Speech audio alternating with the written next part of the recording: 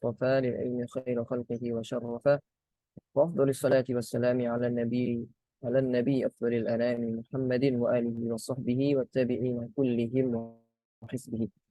Baik, alhamdulillah kita sudah masuk di sesi yang keempat. Kawan dan akhwat, azanillahu wa iyyakum. Di mana pada pertemuan keempat ini kita akan menyelesaikan kitab shalah yang kurang beberapa fasal ya.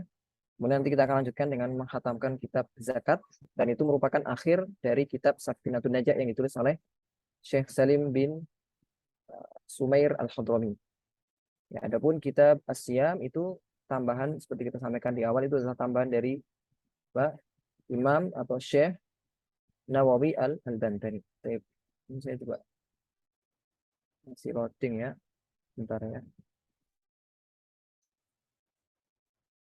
Ya Allah.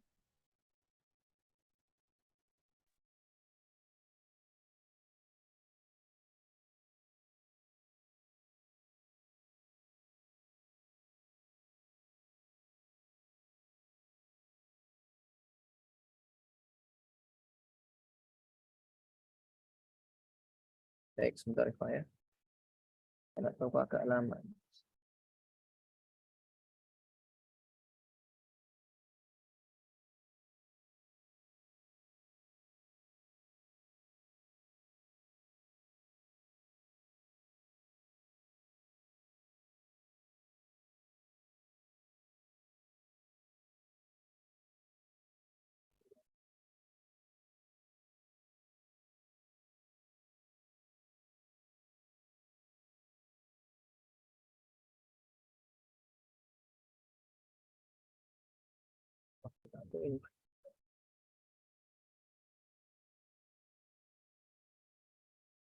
Baik, sebentar ya. Yes, berapa ini?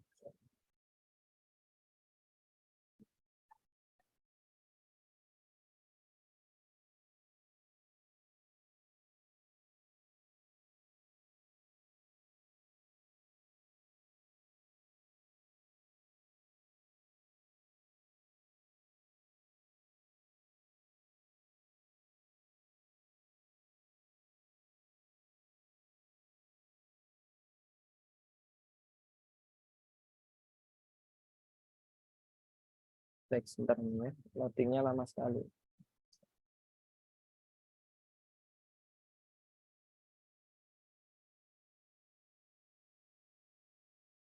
Baik, sambil kita murojaah ya, mungkin sambil menunggu ini PowerPoint-nya. Pada pertemuan sebelumnya kita telah membahas tentang segala sesuatu yang terkait dengan sholat fardu. Ya, kita membahas tentang rukun, kita juga membahas tentang abaat. Ya. Namun penulis di sini tidak mencantumkan terkait dengan hayatus sholat atau fiil-fiil amalan yang itu hukumnya sunnah dan sifatnya hayat. Jadi dalam mazhab Syafi'i ini a'malus sholat itu terbagi menjadi 3. Ada kalanya itu rukun, ada kalanya itu sunnah, dan sunnahnya terbagi 2 lagi, ada sunnah ab'ad atau sunnah ba'd, ada sunnah yang sifatnya hayat. Ya, kedua-duanya sama-sama sunnah, hanya kalau sunnah ab'ad ini sifatnya lebih ditekankan. Kalau boleh kita katakan dia seperti sunnah muakkadah. Seperti sunnah muakkadah. Yang ketika ditinggalkan maka tidak memengaruhi keabsahan sebagaimana hukum sunnah ya, tetapi kalau dari segi apakah disunahkan sujud sahwi atau tidak, kalau sunnah ab'ad itu disunahkan sujud sahwi. Dan secara umum sunnah ab'ad ini tadi disampaikan oleh penulis ini ada 7 secara rinci.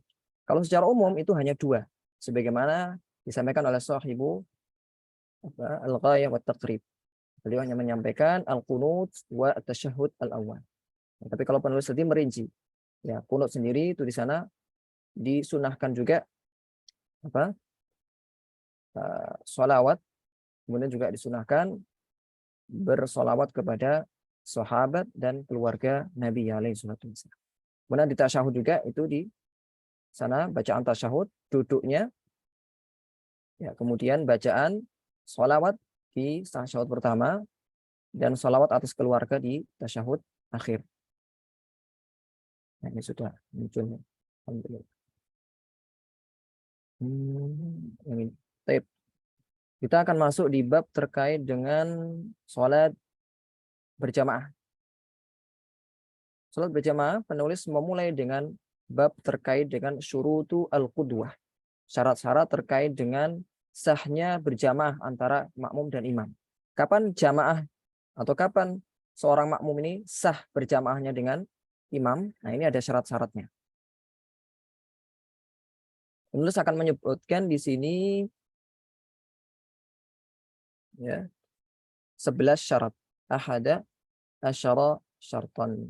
Baik. Yang pertama adalah alla ya'lam butlana salati imamihi bihadatsin awwarihi.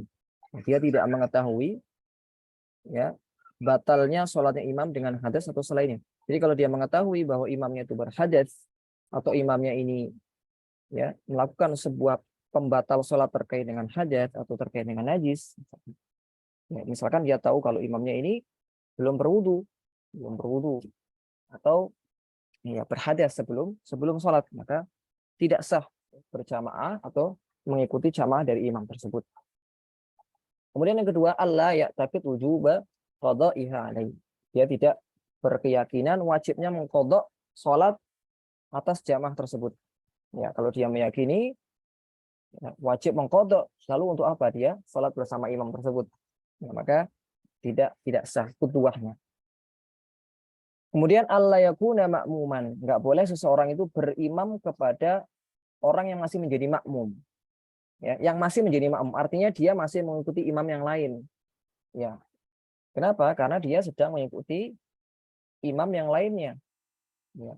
Al-masyghul la yushaghal. Ya, seorang yang sedang menjadi makmum tidak boleh dijadikan imam kecuali kalau dia sudah selesai. Kecuali kalau sudah selesai. Sehingga penulis Nailur Rajab mengatakan falawing qata'at al-qudwah wa qama al-masbuk jazalik tidak bihi. Ini sering dilakukan kalau ada masbuk yang berdiri. Ya, masbuk yang berdiri. Ya, tadi qudwah itu artinya apa? Qudwah itu ikutnya. Qudwah itu kan mengikuti ya. Syarat seorang makmum mengikuti imamnya. Syarat sahnya ya. Kapan seorang makmum ini dikatakan sah sholatnya bersama siapa? Bersama imam. Seperti ini misalkan. Kalau seseorang berimam kepada menjadikan makmum sebagai imam, sah nggak sholatnya? Tidak sah. Tidak sah. Ya. Tidak sah sebagai sholat jamaah. Karena dia masih menjadi makmum. Beda kalau sudah selesai. Dia berdiri untuk menyempurnakan sholatnya. Kemudian kita datang, kita sholat kepada orang tersebut. Maka boleh. Boleh. Karena dia sudah tidak menjadi makmum bagi imam. Atau sudah selesai mengikuti imam yang pertama tadi. Nah, ini ya perbedaannya. Kemudian yang keempat adalah wala ummiyan. Artinya ummi di sini maksudnya adalah man la yusinu harfan minal Fatihah walau tasdidah. Adalah orang yang enggak sempurna bacaan Fatihahnya, yang mana terjatuh kesalahan yang merubah makna. Maka enggak boleh bermakmum atau kita menjadikan dia sebagai imam. Selama kita ini baik Fatihahnya atau kita tidak terjatuh ke kesalahan tersebut. Maka tidak sah sholat kita. Kalau bermakmum, kita menjadi makmum kepada orang yang bacaannya ini berantakan, maaf ya. Salah tasdidnya, ataupun tidak menyempurnakan huruf-hurufnya, ain jadi hamzah atau hamzah jadi ain. Ya, tapi kalau kesalahannya ini kesalahan khofi, kesalahan yang dimaafkan, ya maka ini tidak mengapa. Tidak mengapa bermakmum kepadanya. Dan tidak wajib mengulang. Tidak wajib mengulang. Sehingga kalau kita sholat di sebuah daerah tiba-tiba kita menjumpai imamnya salah dalam membaca Al-Fatihah. Salah dalam membaca Al-Fatihah, maka apa konsekuensinya? Ya, sholat kita tidak sah kalau kita bacaan Fatihahnya benar. Ini maksud ibarat dari penulis. Baik, kemudian tadi ummi sekali lagi adalah orang yang tidak sempurna Fatihahnya. Kalau dia Fatihahnya bagus ya. Kemudian ketika baca surat setelah Al-Fatihah itu tidak bagus bacaannya, terjatuh ke kesalahan jeli, maka tidak mengapa karena itu bukan bagian dari rukun sholat. Kemudian berikutnya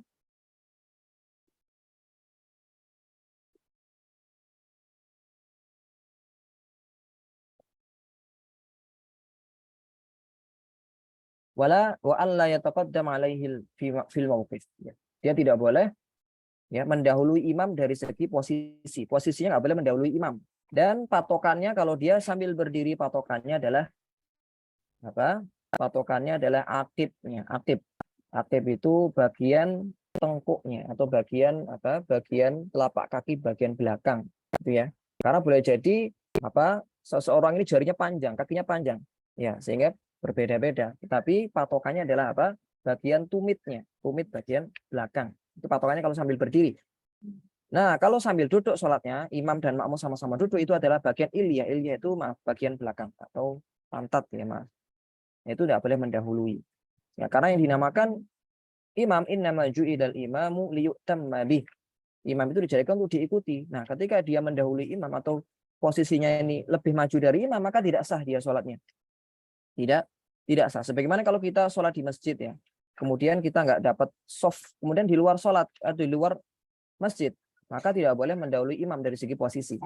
Ya, wajib apa lebih mundur. Nah, sehingga para fuqaha, dan ini merupakan pendapat jumhur ya, itu agak disunahkan untuk agak mundur sedikit. Disunahkan agak mundur sedikit agar tidak mendahului imam nantinya. Takutnya ketika sama persis ya, sama persis sejajar itu boleh jadi nanti ketika salah satu atau di satu atau dua rakaat itu mendahului imam takutnya, dan itu membatalkan sholatnya. Wa alla ya'lam intiqalati imami, dan dia tahu perpindahan atau gerakan dari imamnya. Perpindahan gerakan imamnya antara satu rukun ke rukun yang lainnya. Wa yakunu dzalika bi ru'yatil imam. Dan itu bisa dengan apa? Melihat imam secara langsung. Kalau tidak bisa karena jamaah yang begitu banyak dan apa? Softnya ini panjang sekali, maka ru'yati au ru'yati wa yakunu dzalika bi ru'yati ba'di soft, dengan melihat soft di depannya. Walaupun dia nggak bisa lihat imam saking jauhnya, apalagi kalau masjidnya besar, maka cukup dengan melihat soft yang ada di depannya. Atau sima isauti, atau dengan sama isauti, mendengarkan apa? Suara dari imam, atau sauti muballigh, atau suara dari muballigh. Ya, kalau nggak mendengarkan suara imam itu sautu muballigh, dengan suara muballigh. Muballigh ini siapa? Muballigh ini orang yang apa meniru, seperti di apa Masjidil Haram ini ya, yang menirukan suara imam setelah imam Allahu Akbar, jadi Allah, jadi muballigh. Dan kalau di tempat-tempat yang sekarang muballigh ini sebenarnya ya sudah tidak terlalu dibutuhkan ya, karena dengan adanya mic ini walaupun jamaah itu sangat panjang itu masih terdengar ya. Kemudian berikutnya adalah an yajtami'a fi masjidin au fi thalathati dhira'in taqriban. Ini terkait dengan posisi antara imam dan makmum ya. Posisi antara imam dan makmum. Maksudnya seperti apa? Ya, jadi kalau dia di masjid, maka itu sah dimanapun posisi imam dan makmum. Walaupun ya imam misalkan di depan, ya sholatnya paling belakang. Ya, misalkan. Maka sah. Sholatnya cuma 2 orang nih. Sholatnya cuma 2 orang atau 3 orang. Tapi dia mundurnya jauh sekali. Maka tetap sah selama itu masih dalam satu masjid. Ya, tidak disyaratkan jarak.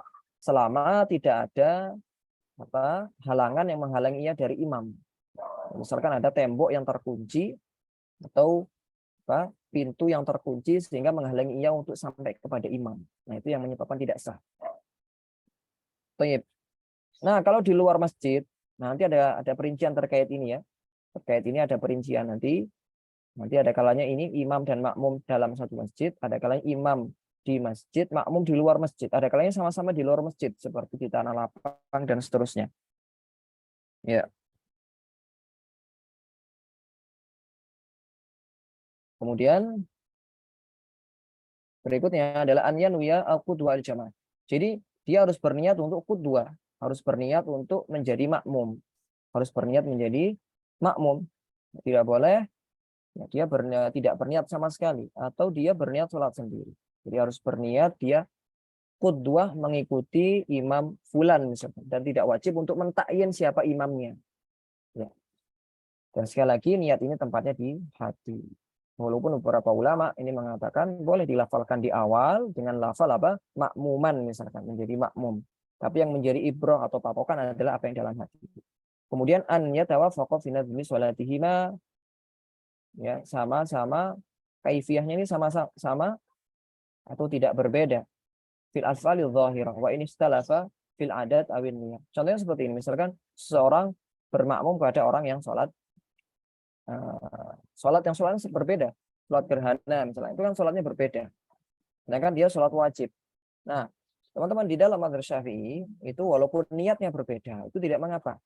Walaupun niatnya berbeda itu apa? Tidak mengapa antara imam dan makmum.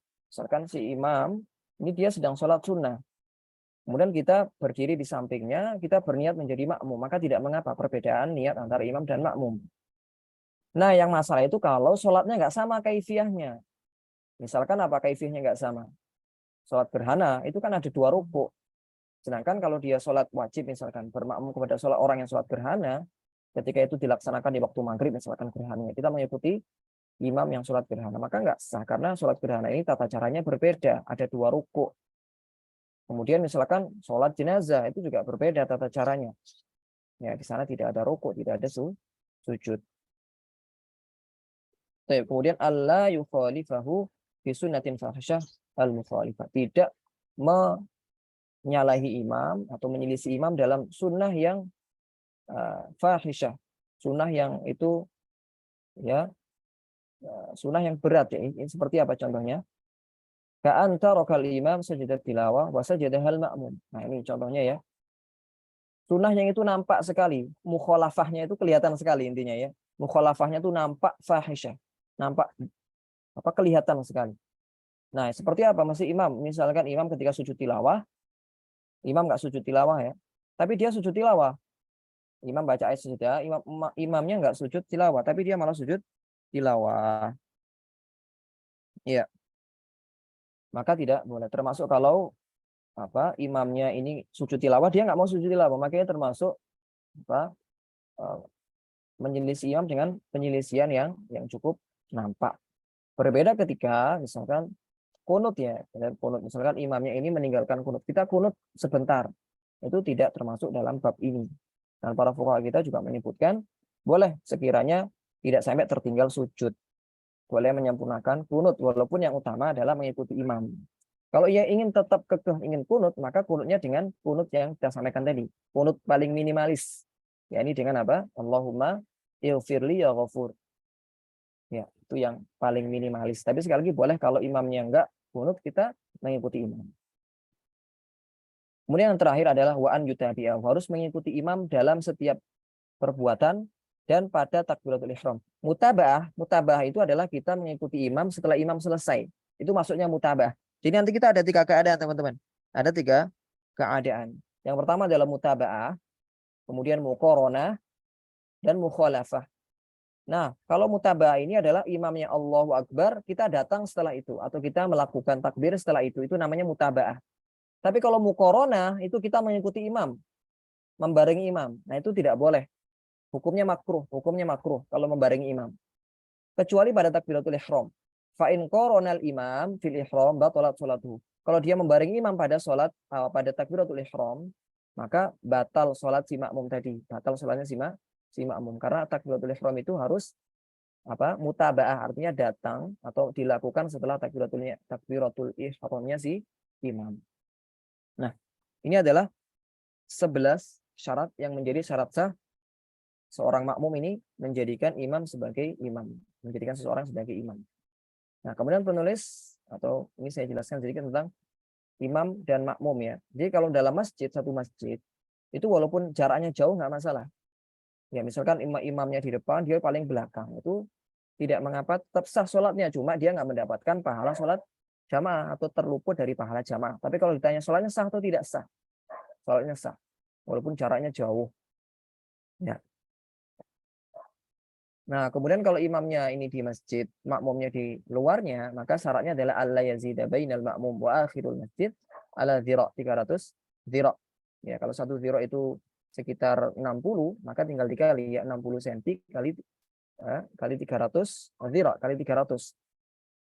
Ya, sekitar ya 1 atau 100 berapa? Ya, 300 dhira'.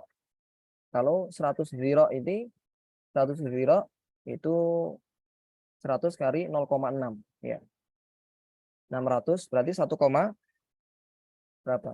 300 dhira. 300 dhira itu intinya ini ya. 300 kali.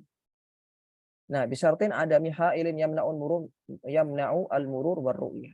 Dengan syarat tidak ada penghalang yang menghalangi seorang makmum untuk sampai kepada imam atau melihat imam. Sehingga tidak sah ketika ada penghalang seperti ya tembok ataupun pagar yang itu menghalanginya untuk sampai kepada imam. Tidak sah. Ya, ini terjadi di beberapa masjid yang sangat luas ya, sehingga makmumnya ini ya dia terpaksa jauh sekali sampai dia sholat di lorong-lorong gang misalkan. Nah, itu tidak sah kalau sampai ya ini lebih dari 300 dhira dan itu dia nggak bisa sampai kepada imam. Kecuali dengan apa? Membelakangi kiblat maksudnya atau dengan melompat. Ya.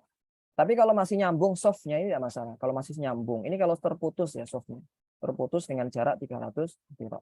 Nah, sekarang kalau sohro, kalau di sohro atau tanah lapang lah kalau kita ya, itu nggak boleh lebih dari 300 dhira. Dengan syarat juga sama. Tidak ada penghalang antara ia dengan imam. Baik. Nah, ini ya kharijul masjid. Baik, ini mauqiful imam wal ma'mum. Ya. Posisi imam dengan makmum. Nah, ini ada posisi yang disunahkan. Kemudian makruh ya, yang hijau ini makruh. Yang X ini membatalkan. Yang membatalkan cuma satu. Membatalkan cuma satu, yakni ketika ia posisinya lebih depan daripada imam. Posisinya lebih maju dari imam seperti ini. Ini yang warna biru ini, warna biru muda itu makmumnya. Nah, kalau sebelah kanan kiri nggak masalah. Seperti ini misalkan. Mana? Nah, ini sebelah kirinya imam itu makruh hukumnya dan itu dia membatalkan sholat. Yang membatalkan hanya satu. Nah, yang disunahkan itu kalau dua seperti ini kita perhatikan, dia agak mundur sedikit atau seperti ini boleh mundur kedua-duanya. Kalau dua orang agak mundur sedikit. Ya, kalau satu orang perempuan itu di belakang. Walaupun ini kalau non mahram itu nggak boleh nanti hukumnya. Kalau non mahram nggak boleh. Sholat hanya berdua dengan wanita. Itu berdosa tapi sholatnya sah. Kecuali kalau mahram. Ya. Nah, seperti ini nggak kholwat nanti. Kalau bertiga kan nggak jadi kholwat. Ini boleh. Dan posisinya seperti ini. Wanita itu harus di belakang. Ya, kalau jejer dengan wanita yang jejer dengan lelaki itu hukumnya sebenarnya masuk ke makruh ya, tidak saya membatalkan sholat. Tapi itu tidak dikenal dari masa ke masa ya wanita jejer dengan ya jejer dengan pria. Di beberapa masjid itu kan masih beberapa softnya kanan kiri ya. Itu tidak membatalkan sholat ya, tetapi hukumnya makruh karena wanita ini softnya adalah di belakang, yang yunnah, sunnah adalah di belakang. Kemudian kalau perempuan itu juga sama di sini. Perempuan kita perhatikan di sini dia seperti ini posisinya. Agak maju sedikit ya, agak maju sedikit kalau dia jadi imam.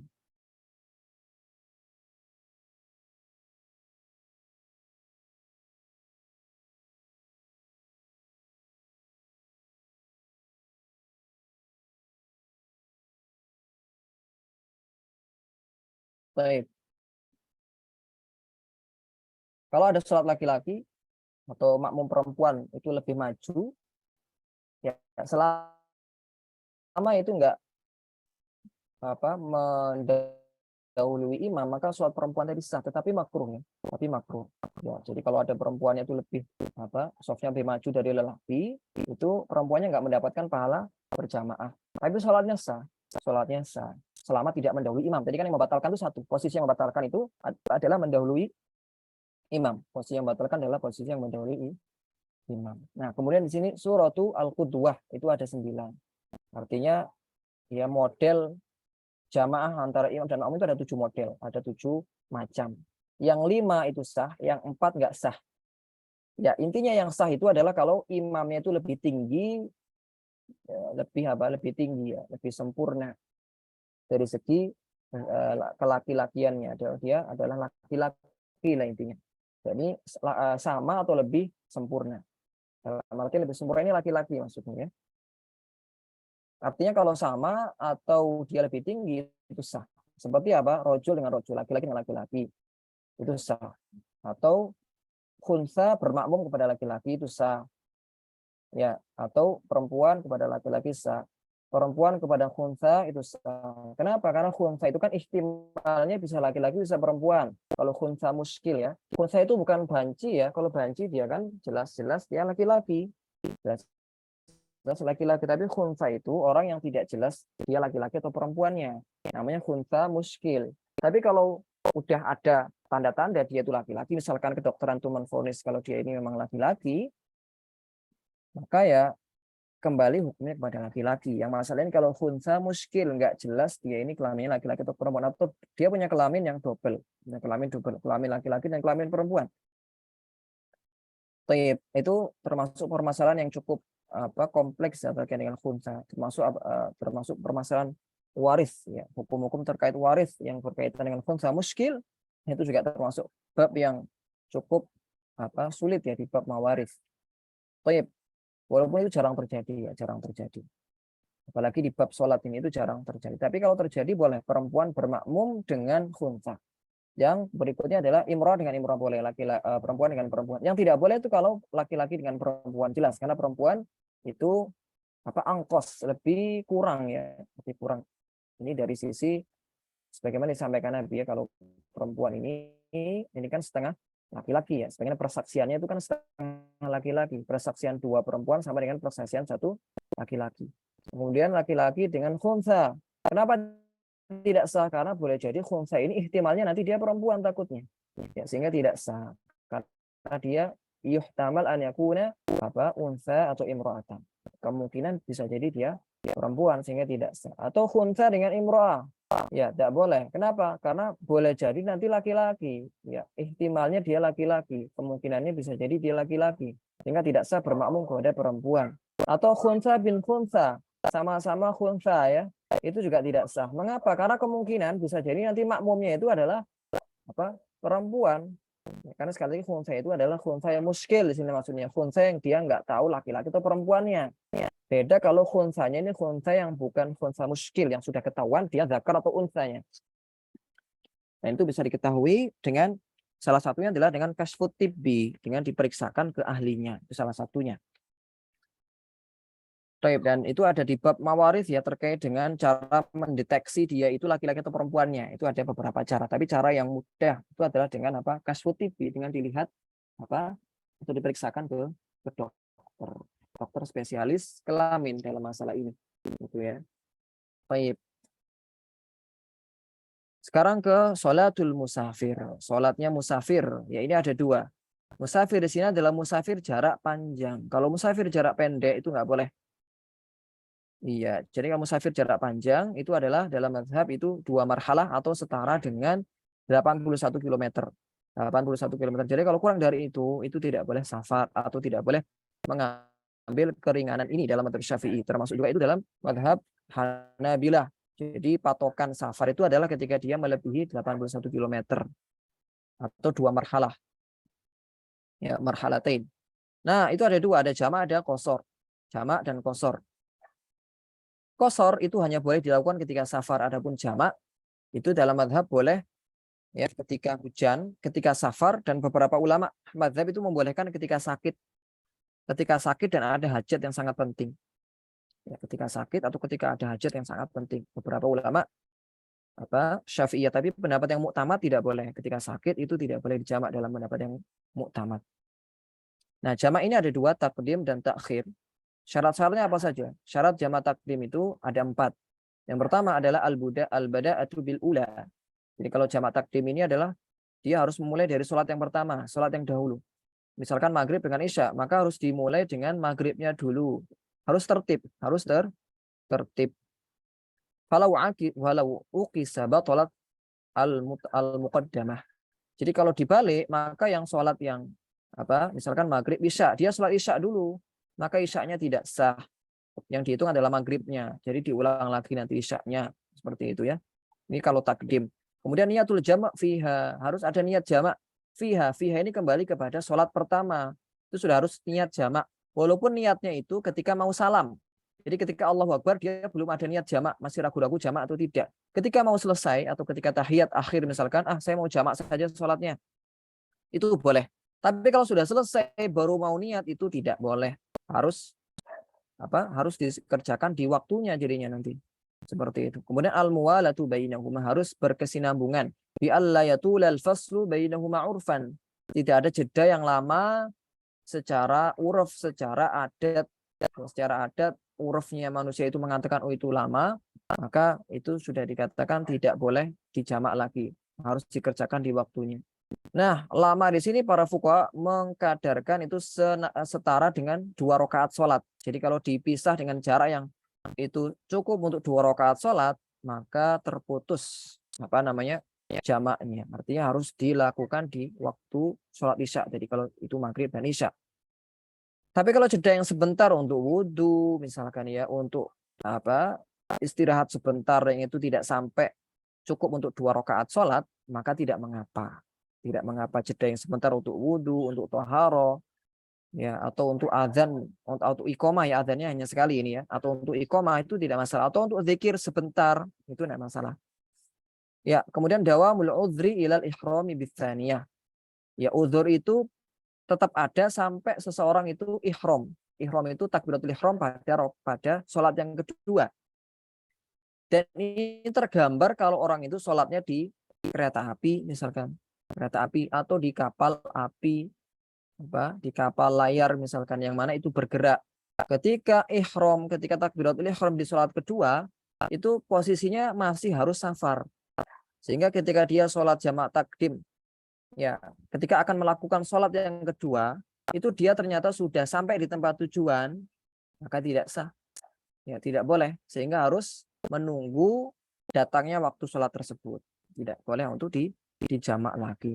Kecuali kalau dia sampai pada tempat yang dia masih dikatakan musafir ya. Dia sampai di tempat, tapi dia masih dikatakan musafir. Seperti dia belum masuk batas wilayahnya. Masih di area bandara, misalkan masih di wilayah bandara. Itu kan dia belum masuk wilayah atau masuk daerahnya, masih di wilayah bandar atau masih di stasiun, yang mana itu masih di luar kecamatannya. Ya, jadi sekali lagi seseorang bisa mendapatkan keringanan ini itu kalau masih dalam posisi safar. Kalau sudah mukim, sudah sampai pada tempat tujuannya dan dia berniat untuk tinggal di situ 4 hari, maka dia sudah dikatakan mukim dan tidak boleh mengambil rukhsah ini atau keringanan ini. Taib. Kemudian jamak takhir. Takhir. Syaratnya hanya 2. Yang pertama adalah niat takhir waqad baqiya waqtul ula ma yasauha. Jadi niat takhir ini harus diniatkan ya, ay ma yasul fi'lu shalah al-ula kamilan. Fa in taraka niyyah al-madhkurah sharatil ula ya. Sharatil ula, sebentar ini niyatut takhir wa qad baqiya min waqtil ula ma yasauha. Jadi ketika niat jamak takhir itu misalkan dia jamak sholat maghrib dan isya ya, maghrib dan isya, dia ingin mengakhirkan waktu maghrib di waktu isya, maka sebelum selesai waktu maghrib dia sudah harus niat, niat. Sehingga kalau dia niatnya itu ketika sudah masuk waktu yang kedua itu nggak boleh. Ya misalkan tadi saya contohkan maghrib dan isya ya. Sebelum ketika maghrib itu dia nggak niat. Ketika adzan isya dia baru niat, nggak boleh. Atau ketika menjelang isya yang itu nggak cukup untuk melakukan sholat maghrib dia baru niat, maka nggak sah. Dan dia harus atau nanti sholatnya jadi sholatnya jadi qadha, sholatnya jadi qadha, atau dia harus melakukan sholatnya itu di waktu itu juga. Dan ini jatuhnya jatuhnya qadha karena dia melakukan sholat itu di luar waktunya. Jadi harus ada niat sebelum waktu yang pertama itu habis. Waktu pertama habis. Yang mana sekali lagi batas maksimalnya adalah sampai seseorang itu ketika sholat itu cukup di akhir waktu tersebut. Bisa sholat dengan sempurna. Itu niatnya. Dan bagusnya niatnya adalah ketika adzan ya. Ketika adzan sholat yang pertama itu dia sudah niatkan. Biar takutnya nanti lupa atau apa ya. Jadi ketika maghrib tadi ketika adzan dia sudah berniat. Oh saya nanti mau akhirkan saja di waktu isya. Itu seperti itu sah. Kemudian dawamul udhri utama sama ini ya. Fa'ilam yadum ilahi bi an aqama athnaya sholatil ula qadaan. Sama kayak tadi ya. Salat pertama jadi qadha nanti kalau tidak niat. Sama dengan ini.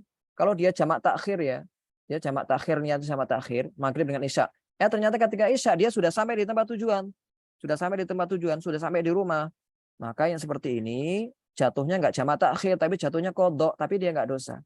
Karena dia sudah berniat. Sekali lagi patokannya di niat. Kalau dia sudah berniat, ternyata ketika sudah masuk isya sudah sampai tempat tujuan, maka sekali lagi dia tetap sah atau tetap sah sholatnya, dan itu terhitung sebagai qadha, bukan terhitung sebagai jamak takdim. Dan juga dia tidak boleh mengqashar sholatnya ketika sudah sampai di tempat tujuan. Dia mau jamak takhir tapi ternyata sudah sampai tempat tujuan, maka nggak boleh diqashar, nggak boleh dijamak, nggak boleh diqashar. Kenapa? Karena jatuhnya itu adalah qadha, bukan jamak takhir. Ini sering terjadi ya. Ini sering terjadi ketika kita safar meniatkan jamak takhir, ketika sampai di ketika sudah di sholat yang kedua kita sudah sampai tempat tujuan. Maka seperti ini tidak boleh lagi atau bukan dikatakan tidak dikatakan jamak. Tapi sekarang qashar. Kalau qashar ini ada 7 syarat. Yang pertama adalah an yakuna safarhu marhlatain. Tadi sudah kita jelaskan. Minimal harus 81 km. Sebagaimana sholat jamak juga sama ya. Minimal safarnya harus 81 km atau lebih. An yakuna mubahan, malaisa fihi maksiyah fa yashmalu wajib wal mandub wal mubah. Jadi harus safar yang mubah. Kalau safarnya untuk sesuatu yang haram itu nggak boleh. Safar untuk jual beli sesuatu yang haram misalkan nggak boleh. Untuk mengambil keringanan ini. Kemudian ilmu jawazil qasr. Dia harus tahu bahwa safar itu hukumnya mubah. Harus tahu. Nggak boleh sekedar ikut-ikutan saja, ikut-ikutan orang. Jadi nggak tahu qashar itu hukumnya apa. Pokoknya ikut-ikutan itu tidak boleh. Kemudian niyatul qasri indal ihram. Qashar itu harus diniatkan ketika takbiratul ihram. Nggak boleh diniatkan ketika di tengah-tengahnya. Nggak boleh. Kemudian antakuna shalah rubaiyah. Sholatnya harus 4. Kalau 3 atau 2 nggak boleh. Ya, harus 4. Ya, isya dan zuhur. Hanya 2 sholat itu. Isya, zuhur, dan asar. Itu yang boleh diqashar. Dawam musafir ila tamamiyah, sama dengan tadi. Jadi safar itu harus ada dawam sampai dia selesai sholat. Sampai selesai sholatnya. Dan ini juga sekali lagi tergambar kalau seseorang itu sholatnya di kendaraan yang berjalan. Jadi ketika dia sholat dari takbir sampai selesai sholat itu harus masih dalam posisi safar. Dan sekali lagi ini tergambar kalau seseorang sholatnya ya pakai kendaraan, ketika belum selesai sholat dia sudah sampai tempat tujuan. Seperti itu. Itu gambarnya seperti itu. Kemudian an la yuqtada bi mutimmin fi juz'in min sholatihi walau fit tasyahud akhir. Jadi dia tidak bermakmum kepada imam yang menyempurnakan sholatnya. Walaupun itu mengikutinya bukan dari awal. Misalkan mau salam Allahu Akbar, ternyata imamnya adalah imam yang menyempurnakan sholatnya. Imamnya ini imam yang mukim misalkan. Dia menyempurnakan sholatnya. Maka dia nggak boleh mengqashar sholatnya. Ketika dia berdiri untuk menyempurnakan sholatnya, maka dia nggak boleh 2 rakaat. Harus menyempurnakan berapa? 4 rakaat. Ini kalau sholatnya dengan berjamaah dengan orang yang tidak qashar. Atau misalkan ini ya, dia ngikuti imamnya sholat 4 rakaat. Dia ngikuti cuma 2 rakaat pada 2 rakaat terakhir. Maka dia nggak boleh ketika imam salam dia ikut salam, nggak boleh.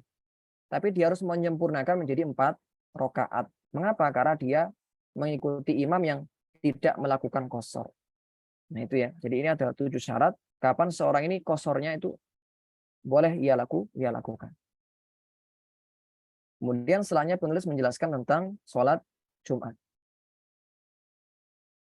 Sholat Jumat ini syaratnya ada 6. Syarat sahnya sholat Jumat yang pertama antakuna kulluha fi waqti zuhur.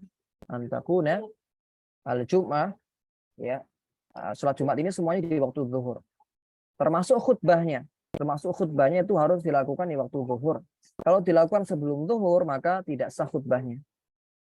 Kemudian termasuk sholatnya juga. Ya, sholatnya itu tidak sah. Karena salah satu syarat Jumat itu adalah harus didahului dengan 2 khutbah. Kalau khutbahnya nggak sah, maka sholatnya juga tidak sah. Kemudian antuqama fi khuttatil balad. Harus ditegakkan di batas desa atau di wilayah desa, batas wilayah desa. Sehingga kalau seseorang ini yang mana di situ adalah pemukiman ya, di pemukiman penduduk itu. Intinya seperti itu. Sehingga tidak sah kalau ini tergambar kalau di daerah-daerah yang di situ apa? Daerah-daerah sohrok teman-teman ya. Kalau di Indonesia ini ya gambarannya kalau di daerah-daerah yang di daerah timur ya, yang mana menegakkan sholat di tempat yang itu bukan pemukiman penduduk misalkan, di luar batas desa yang mana itu tidak ada pemukiman dan itu tempatnya adalah di luar batas desa. Kalau di daerah-daerah padat penduduk seperti di Jakarta, Jawa, daerah Jawa, itu mungkin apa tidak tergambarkan permasalahan ini. Tapi kalau misalkan di Timur Tengah ya, daerah Sohro misalkan, orang kota kemudian keluar batas wilayah, kemudian menegakkan sholat Jumat di mana? Di luar wilayah padat penduduk, apa di wilayah Sohro misalkan, di padang yang luas, yang di mana itu tidak ada apa?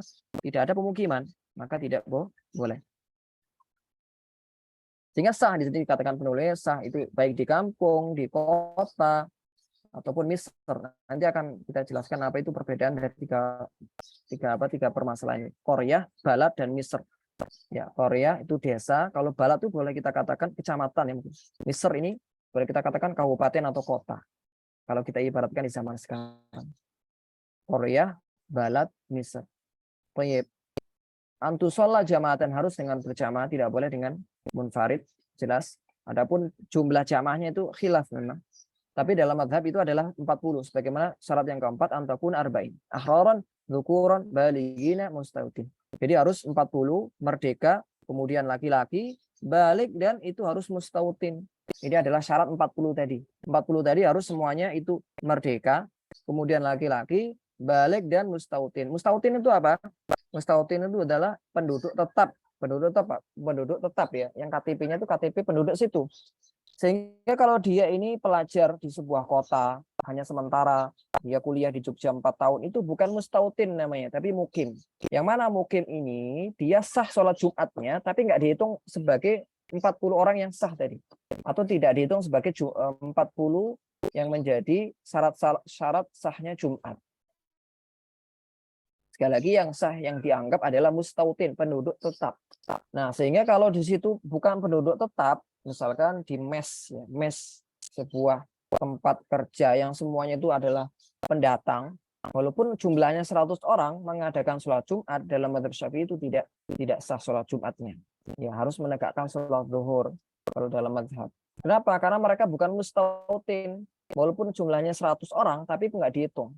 Yang dihitung adalah orang yang mustautin, penduduk tetap, yang mereka itu nggak meninggalkan tempat tersebut kecuali untuk sebuah hajat tertentu. Ya, sebuah hajat. Tapi intinya kalau bahasa sekarang itu penduduk tetap gitu ya, penduduk ya, tetap mustautin ya. Sehingga tidak wajib Jumatan di sini. Tidak wajib bagi mereka Jumatan, tapi sah kalau mau Jumatan. Pertama rokik, budak, unsa, perempuan. Dia nggak wajib Jumatan, tapi kalau ikut Jumatan sah dan nggak wajib sholat zuhur lagi. As-sobi, ya anak kecil, dia nggak wajib sholat Jumat, tapi kalau Jumatan, ikut Jumatan sah, tapi sekali lagi nggak dihitung sebagai 40 yang menjadi syarat sahnya. Al-musafir wal mukim, tadi sudah kita jelaskan mukim ya. Kalau musafir jelas, musafir ini jelas statusnya orang dalam perjalanan, dia juga nggak wajib sholat Jumat. Tapi kalau mau ikut sholat Jumat, nggak apa-apa dan sah terhitung sebagai Jumatan, namun sekali lagi nggak terhitung sebagai 40. Kemudian alla tasbiqaha wala tuqarinha jum'ah fi tilkal balad. Jadi tidak didahului atau tidak dibarengi dengan Jumatan yang lain di daerah tersebut. Nah ini permasalahan ta'addudul Jum'ah. Ta'addudu al-Jum'ati ini dalam mazhab Syafi'i, termasuk juga dalam mazhab Hambali, itu tidak boleh. Jadi dalam satu daerah itu hanya ada sholat Jumat harus ada, atau hanya ada satu sholat Jumat saja dalam satu daerah. Ini dalam mazhab Syafi'i. Dan wal ibrah bil bisabq wal muqarrah itu bidzikri ra fi kalimatin akbar. Jadi patokan mendahului atau tidaknya bukan pada khutbahnya. Bukan pada khutbahnya, tapi pada lafal Allahu Akbar, pada barnya. Yang dahulu mengucapkan bar imamnya ya, imamnya bar lebih dahulu pada huruf ra itu yang lebih dulu. Dan itu yang terhitung sah. Itu yang terhitung sah. Nah, sekali lagi ini kalau tidak ada uzur ya. Tidak ada uzur, tidak ada pertikaian antar masyarakat misalkan, tapi mereka mengadakan sholat dengan kelompok-kelompok seperti itu misalkan ya, maka yang lebih dulu itu yang sah, lebih dulu yang sah. Tapi kalau ada hajat ini perlu menyampaikan walau ta'addadatil jum'ah li udhrin, kalau ada uzur, Ini kalau zaman sekarang ya, katisail balad. Ini daerahnya luas. Daerahnya luas. Kemudian kaum musliminnya banyak. Kemudian kalau berkumpul dalam satu tempat itu nggak muat. Itu nggak muat. Nanti bakal apa? Sampai ke jalan-jalan sampai ya nggak cukup lah intinya. Fi makanin wahid fil balad. Fa yajuzu ta'addud. Maka boleh ta'addud, boleh untuk berbilang sholat Jumatnya. Nah, itu mungkin kalau zaman sekarang seperti ini. Seperti ini. Ya, walaupun ada beberapa yang memandang bahwa masih mungkin untuk dalam satu ditegakkan dalam satu daerah atau dalam satu tempat ya. Sehingga beberapa masjid, kalau teman-teman mungkin menjumpai di beberapa masjid, yaitu kadang setelah sholat Jumat, mereka mengulangi sholatnya. Sholat duhur, bukan mengulangi sholat Jumat, mengulangi duhur. Atau dia sholat duhur. Nah, ini memang ada pendapat di mazhab Syafi'i, itu mengatakan sunnah. Sunnah untuk sholat duhur setelahnya. Kalau merasa itu merasa sholat Jumatnya ini didahului oleh yang lain, atau menganggap bahwa ta'addudul Jumat ini itu tidak dianggap di zaman sekarang misalkan. Berbilangnya sholat Jumat itu tidak dianggap misalkan.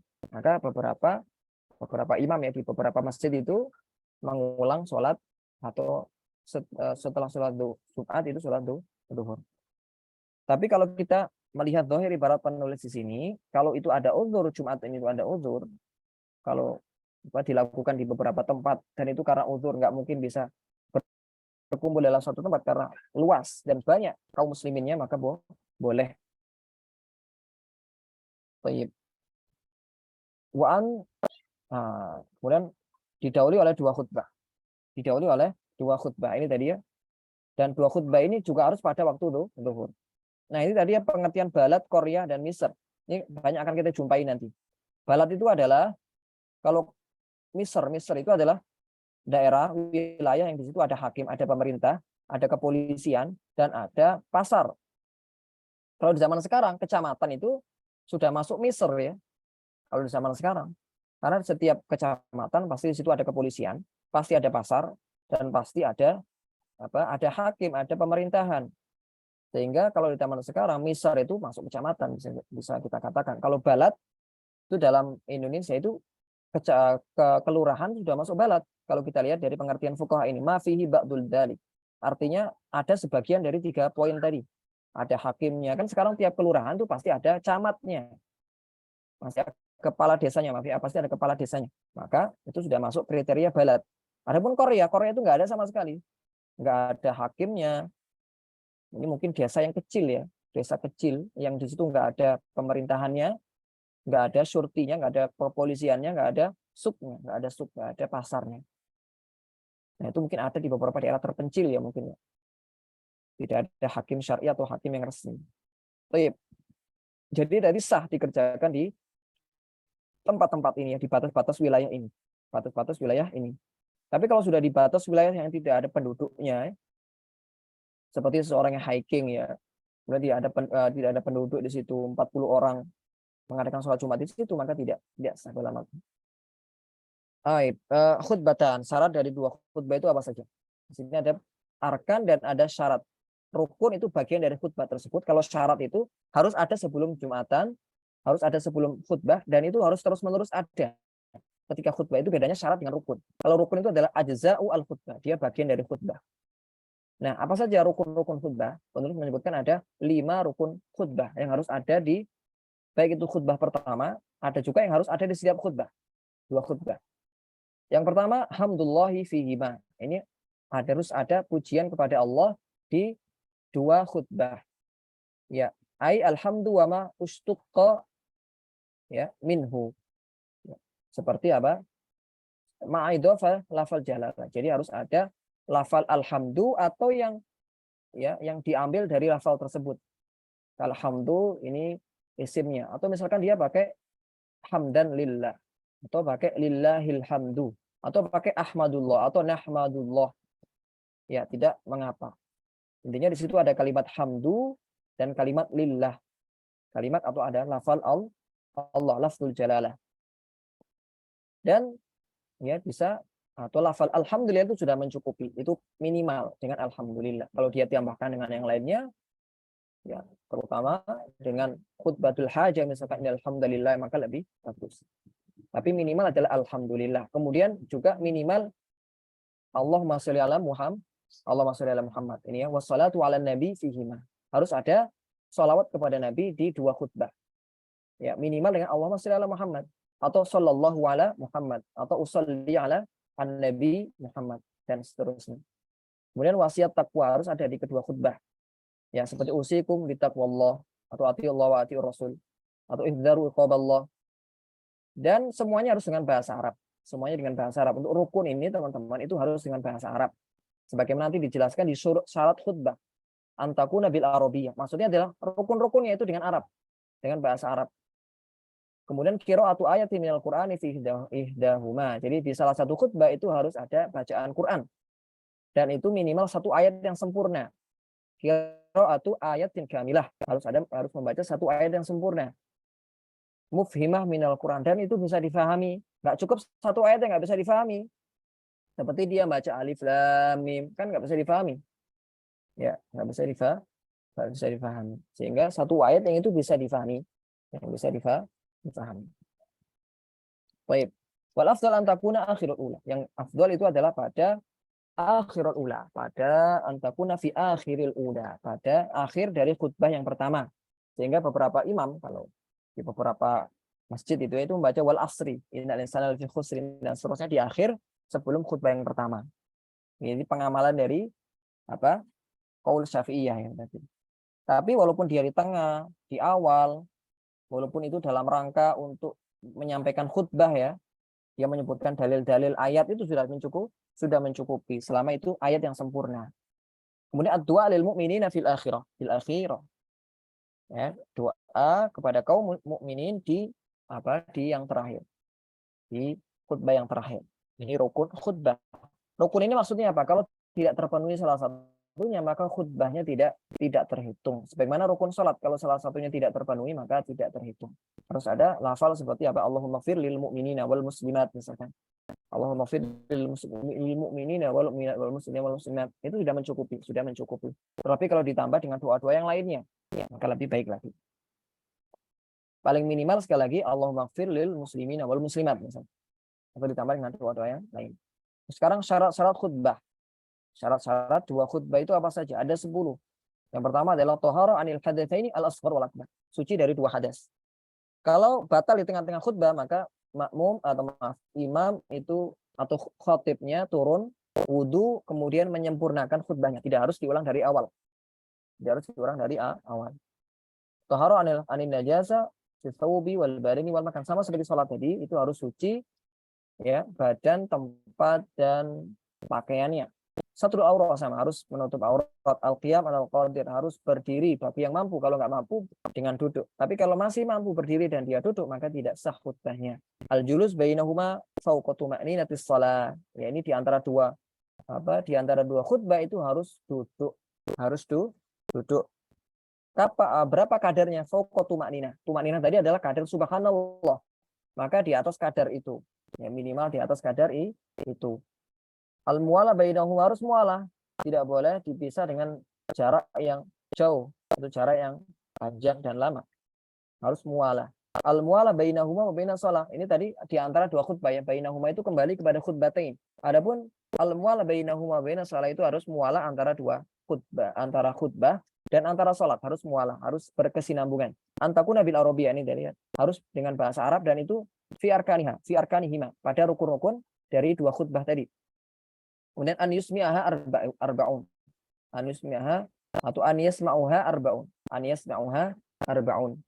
Jadi 40 ini jadi fa'il, dia 40 orang ini dia harus mendengarkan khutbah tersebut. Minimal harus ada 40 orang yang mendengarkan khutbah tersebut. Dan ini kalau di zaman sekarang itu sangat memungkinkan sekali dengan adanya mikrofon ya. Dengan adanya mikrofon itu memungkinkan sekali. Jadi minimal khutbah tersebut harus didengarkan oleh 40 orang minimal. Kemudian antakuna kulluha fi waqti dhuhur. Ya, semua waktu atau semua khutbah ini harus di waktu zuhur. Nggak boleh misalkan memulai khutbah sebelum zuhur, kemudian di tengah-tengah khutbah masuk waktu zuhur. Tidak boleh. Jadi semuanya harus masuk di waktu zuhur agar khutbah itu dikatakan sah. Nah, sekarang kita masuk di fikih janaiz. Alladzi yalzamu lil mayyit. Alladzi yalzamu lil mayyit. Ya, sesuatu yang diwajibkan atas mayit ini ada 4 perkara. Ghusluhu wa takfinuhu wa as-salatu alaihi wa dafnuhu. Jadi 4 perkara ini diwajibkan bagi kaum muslimin secara kifayah ketika ada kaum muslimin yang meninggal. Nah, sekarang apakah atau seperti mayat seperti apakah yang wajib 4 perkara ini? Maka di sini ada perincian. Mayat ini ada kalanya dia bayi yang keguguran. Ada kalanya selain itu. Kalau bayi yang keguguran, maka dirinci. Ini kita ambilkan dari kitab lainnya, karena ini tidak disampaikan penulis terkait dengan perincian ini. Yang pertama adalah kalau bayi ini belum nampak hidup atau dhaharat alamatul hayah. Ya, ini sudah lahir dengan sempurna, ya, kemudian dia kelihatan dia alamatul hayah seperti menangis, tanda-tanda kehidupan ya, seperti menangis, kemudian berteriak, menangis atau bergerak dan seterusnya. Kemudian dia meninggal. Maka yang seperti ini seperti hukumnya seperti dewasa. Ya, dia meninggal ketika apa? Ketika lahir dan sudah berbentuk bayi yang sempurna. Alamatul hayat itu misalkan apa tadi, nangis atau bergerak. Ya, ada tanda-tanda kehidupan lah ya. Ada tanda-tanda kehidupan. Maka hukumnya seperti lelaki dewasa, dikafani, dimandikan, disolatkan, dan dikuburkan. Nah, sekarang kalau nggak nampak tanda-tanda kehidupan, maka ada 2 perincian nih. Ketika lahir sudah meninggal. Ketika lahir sudah meninggal, teman-teman. Maksudnya bisa jadi dia meninggalnya ketika dalam kandungan. Ketika dalam kandungan sudah meninggal. Ketika keluar, itu baru sudah tidak ada nafasnya, tidak ada tanda-tanda kehidupan. Maka yang seperti ini itu dirinci lagi. Nah, kalau sudah nampak penciptaannya, sudah ada tanda-tanda penciptaannya, sudah tahu mana telinganya, mana hidungnya, mana tangannya, sudah kelihatan. Maka ini wajib 3 perkara, dimandikan, dikafani, dan dipendam atau dikubur. Tidak wajib disolatkan. Tidak wajib disolatkan karena tidak ada tanda-tanda kehidupan di anak tersebut. Kemudian lam yazhar khalquhu. Yang kedua ini kalau belum nampak tanda-tanda atau belum nampak tanda-tanda penciptaannya, belum nampak mana telinganya atau masih berbentuk segumpal daging, segumpal daging yang belum nampak mana tangannya, mana kakinya. Maka ini disunahkan untuk menutup dan untuk mengkuburkannya. Tapi hukumnya sunnah, tidak wajib. Nah, sekarang kalau selain itu, maka ini ada kalanya syahid, ada kalanya bukan syahid. Kalau syahid ini dia wajib dikafani dan dikuburkan, tidak boleh dimandikan dan disolatkan, haram ya dimandikan atau disolatkan. Syahid. Jadi syahid ini bukan syahid dunia, tapi syahid dunia dan akhirat, yakni orang yang meninggal dalam perang melawan orang-orang kafir. Kemudian ghairus syahid, orang yang selain syahid, orang-orang biasa. Maka ini wajib 4 hal tadi, Baik, kita ke perkara yang pertama, memandikan mayat. Tadi hukumnya wajib ya, kecuali atas syahid, orang yang mati syahid, dan bayi atau jabang bayi yang berguguran dan belum nampak penciptaannya dan belum nampak tanda-tanda kehidupan ataupun penciptaannya. Manil ula bitagsilil mayit, siapa yang lebih diutamakan memandikan mayat? Yang lebih utama adalah kalau laki-laki memandikan laki-laki, perempuan memandikan perempuan yang lebih utama. Dan yang diutamakan itu adalah keluarganya, kalau mereka itu faqih dalam perkara ini. Tapi kalau tidak, yang diutamakan adalah orang yang lebih faqih, mengerti tentang bagaimana cara pemandian jenazah.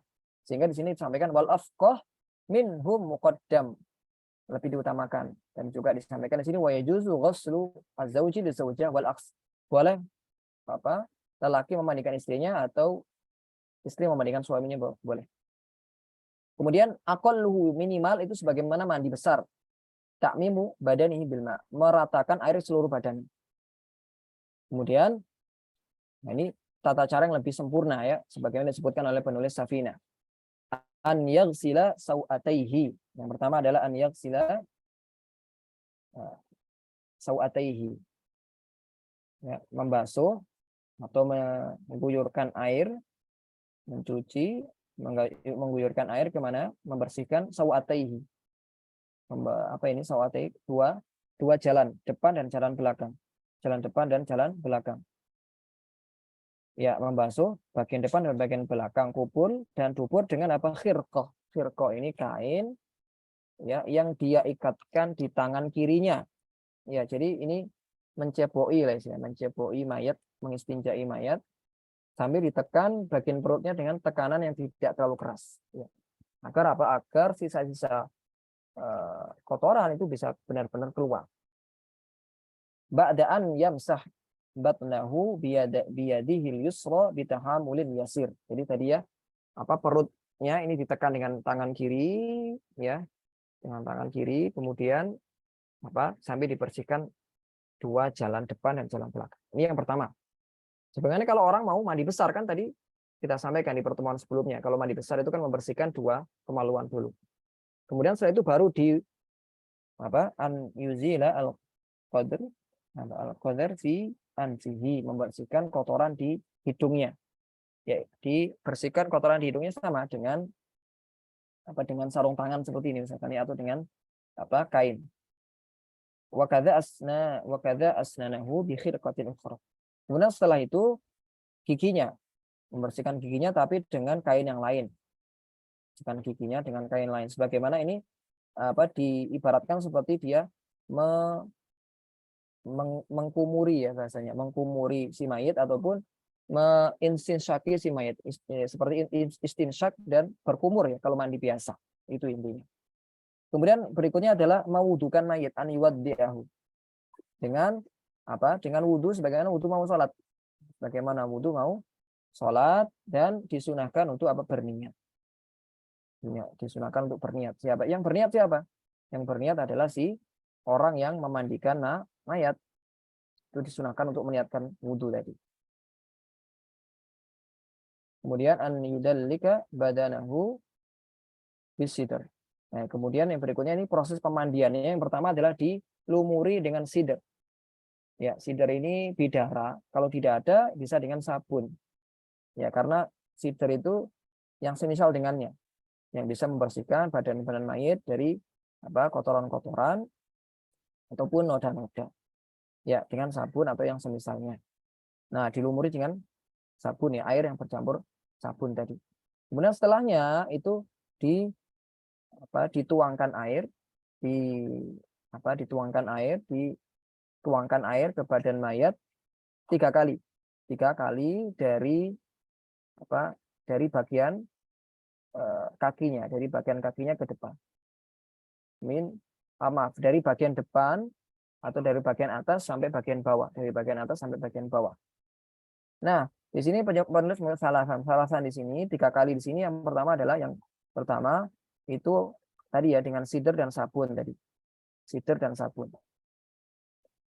Sabun dengan air yang pertama. Basuhan pertama sabun dengan air. Basuhan kedua itu dengan air yang murni. Air yang murni untuk sebagai basuhan kedua, membersihkan sisa-sisa sabun tadi. Yang ketiga itu dengan air yang dicampuri sedikit kapur barus atau campers ya. Dengan tujuan agar mayat ini bisa lebih awet ya. Lebih awet dan kesat kulitnya. Nih, jadi ini adalah mandi yang sempurna, memandikan yang sempurna.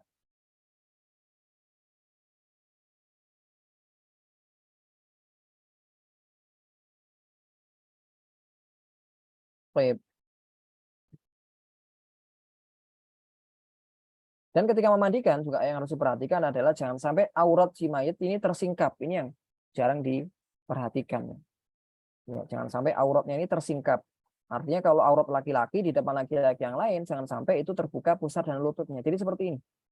Ya, seperti ini kan tetap sah ya, karena dia di kain jarik seperti ini kan tetap mengalir. Ya. Atau ketika mengguyurkan airnya, itu air jariknya dibuka, tapi tidak sampai membuka auratnya. Itu yang penting. Harus terjaga. Termasuk juga harus ditutup di tempat yang tertutup. Tidak boleh di tempat yang terbuka dan orang-orang bisa melihatnya. Nah, kenapa? Ini salah satu bentuk pemuliaan Islam kepada kaum muslimin, kepada manusia ketika masih hidup dan ketika meninggal. Mengkafani hukumnya apa? Wajib. Seperti kita sampaikan tadi, Kemudian syaratnya adalah dengan sesuatu yang halal dipakai ketika hidup. Sehingga nggak boleh dengan kain sutra, yang itu haram dikenakan oleh laki-laki. Misalkan kalau mengkafani laki-laki. Apakah ada warna khusus? Tidak ada. Boleh dengan warna apapun, yang lebih afdol dengan putih. Kemudian aqalluhu yang minimal itu dengan satu taubun ini ya harusnya. Taubun ya dengan satu pakaian yang menutupi seluruh mayit. Ini minimalnya. Yang paling afdol kalau laki-laki dengan 3 lipatan, dengan 3 lipatan kain. Kalau mar'ah perempuan dengan komis, baju atau kain yang menutupi bagian bagian dada sampai pusar.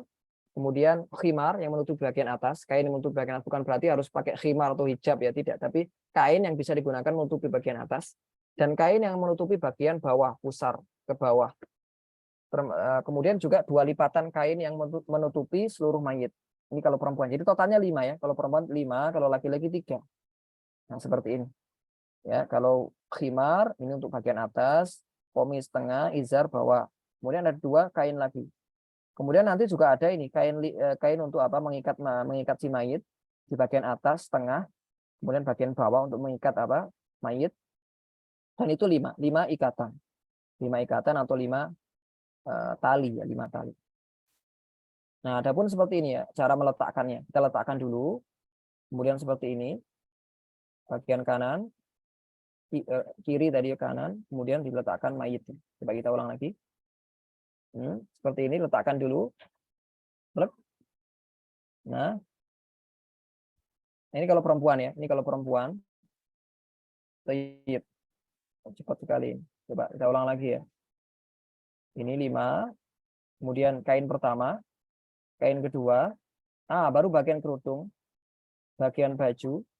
Bagian sarung. Kemudian baru dimasukkan mayit.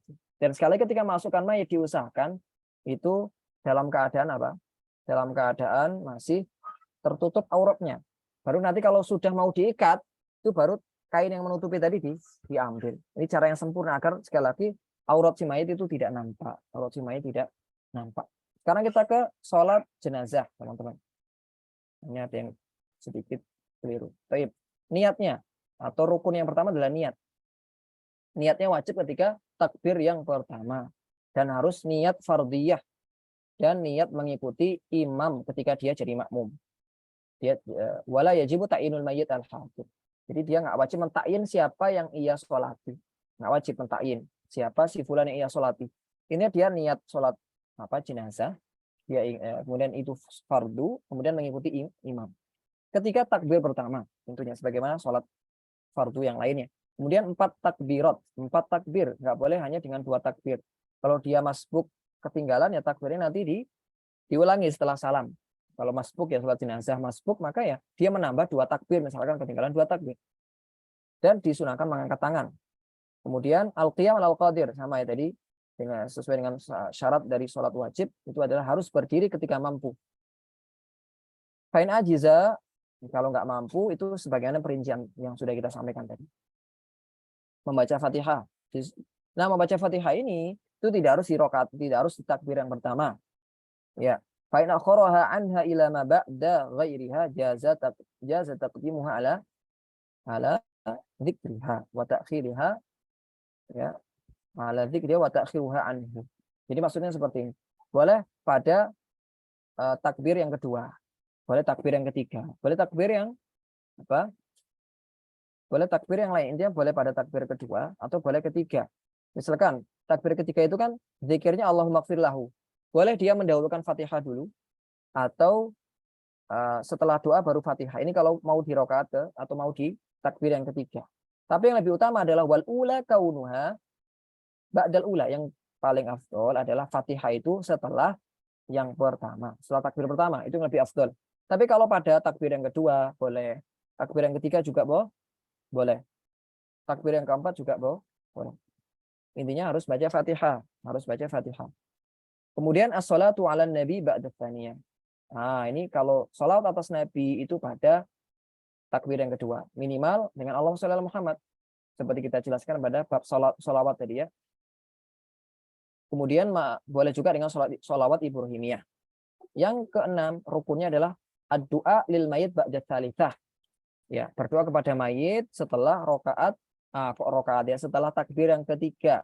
Minimal dengan Allahumma firlahu atau Allahumma firlaha kalau perempuan. Yang paling sempurna ini sebagaimana disebutkan dalam hadis ya, Allahumma firlahu warhamhu wa'afihi wa'fu anhu wa'qrim nuzulahu wa'simat khalahu sampai akhir. Jadi yang disunahkan yang paling sempurna. Kemudian rokaat keempat itu apa? Itu tidak ada rukun. Setelah takbir yang keempat itu tidak ada rukun, tapi disunahkan untuk berdoa dengan Allahumma la taftinna ba'dahu waghfir lana wa Allahumma la tahrimna ajrahu ya wa la taftinna ba'dahu waghfir lana walahu. Yang seperti kita sering dengar. Tapi kalau tidak mengucapkan apa-apa, tidak berzikir dengan doa apapun, maka tidak mengapa setelah takbir yang keempat. Baru setelah itu assalamualaikum warahmatullahi wabarakatuh. Ya, salam. Ya, disunahkan menambah wabarakatuh. Menurut Imam Ibnu Hajar Al-Haytami. Wa sunnah ba'da takbiratir rabi'ah wa qabla salam. Dua ini sunnahnya tadi ya. Sunnah sebelum salam pada setelah takbir yang keempat itu membaca Allahumma la tahrim ajrahu wa la tafina ba'dahu waghfir lana walah. Kemudian ad-dafn. Nah, ini kewajiban yang terakhir menguburkan mayit. Minimal itu dengan satu lubang, satu liang yang ketika mayat itu diletakkan di situ, dikubur di situ, itu bisa menutupi baunya dalam jangka waktu yang lama dan bisa menjaga dia dari binatang-binatang yang karnivora yang biasanya itu memakan binatang-binatang buas yang bisa menggali dan memakan mayat tersebut. Kan kalau terlalu dekat ya dengan permukaan tanah, itu bisa jadi ada binatang-binatang seperti anjing ya atau binatang-binatang buas lainnya. Itu bisa menggali dan mengambil mayat tadi, memaksa atau memakan mayat tadi. Maka minimal harus menjaga si mayat tadi watahrusuhu anis minas siba. Ya, dari siba atau binatang buas.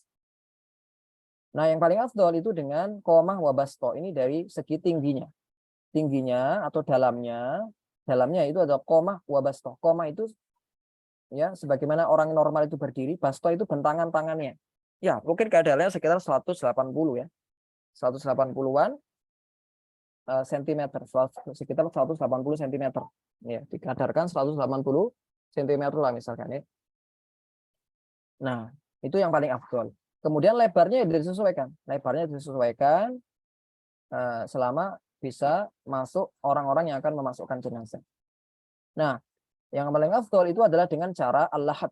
Cara al-lahad itu ketika di liang ini itu ada liang lagi sedikit untuk memasukkan mayit.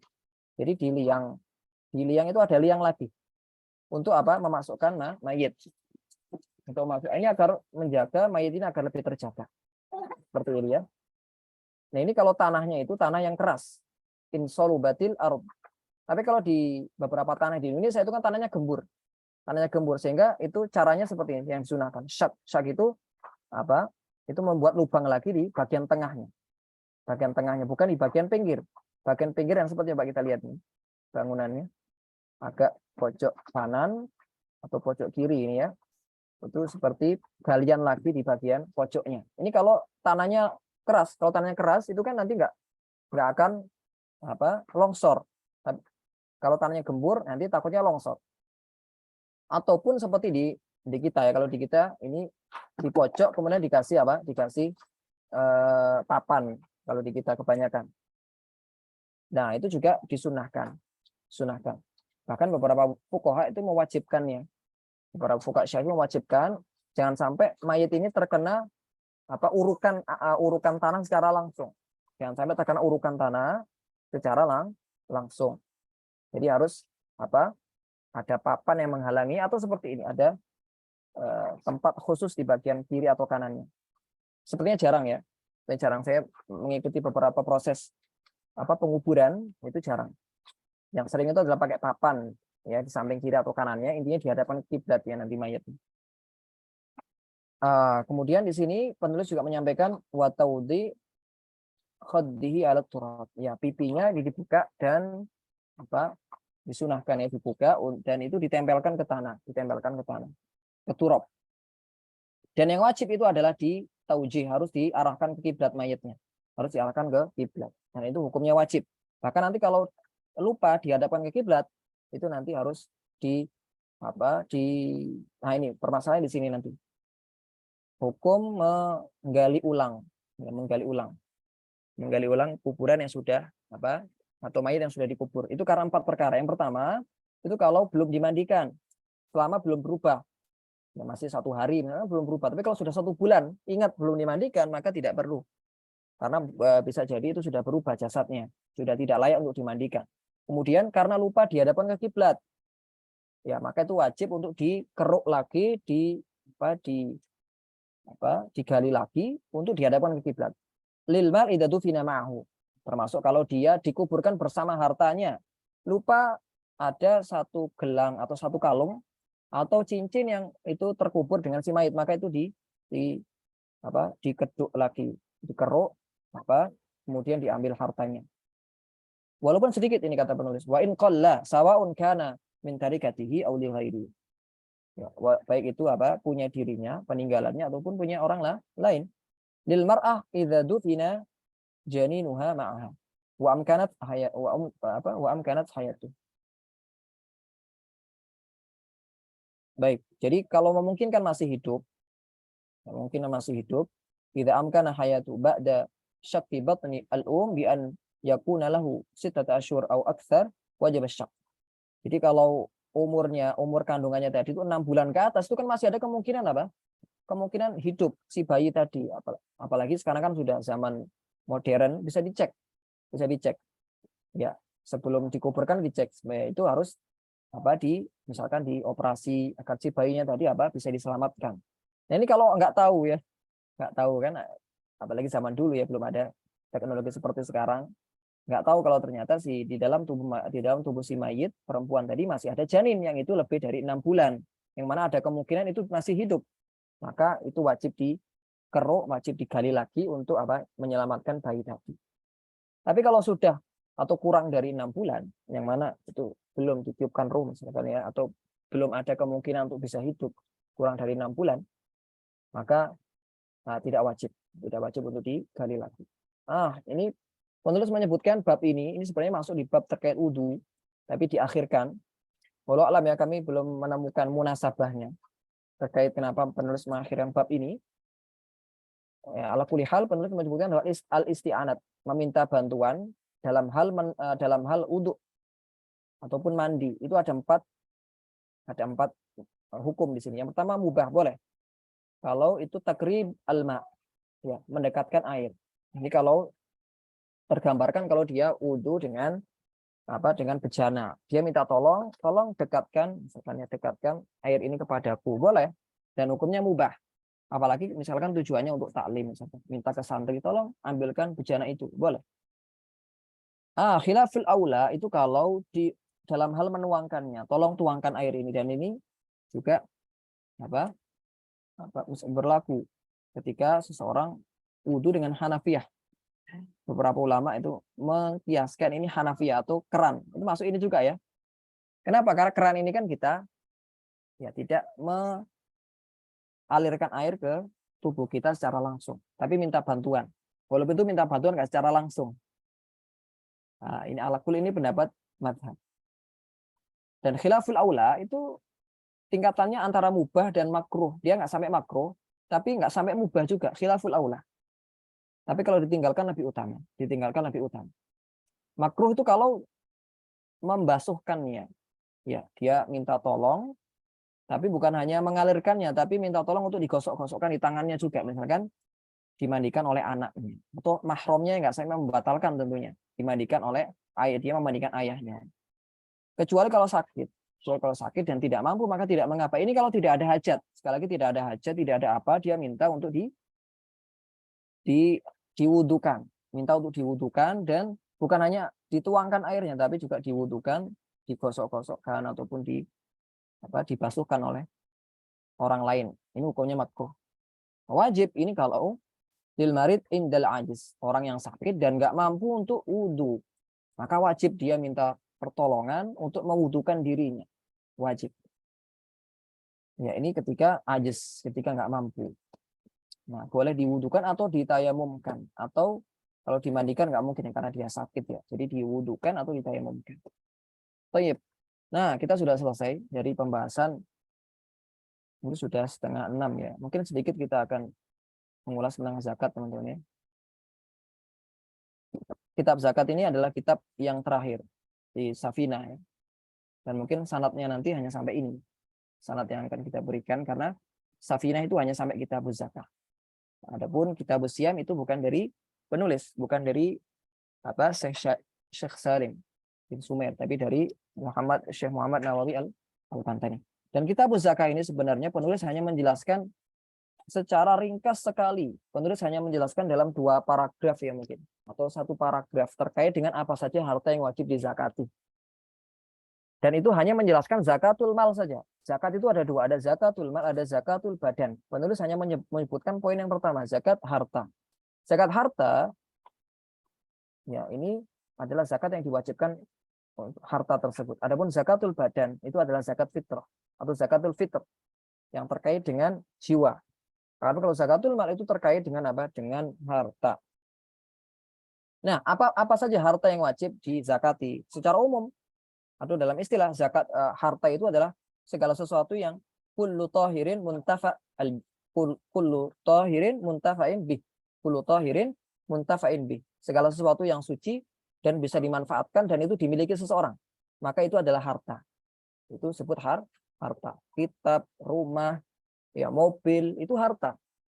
Tapi apakah hal-hal tersebut wajib dizakati? Jawabannya tidak.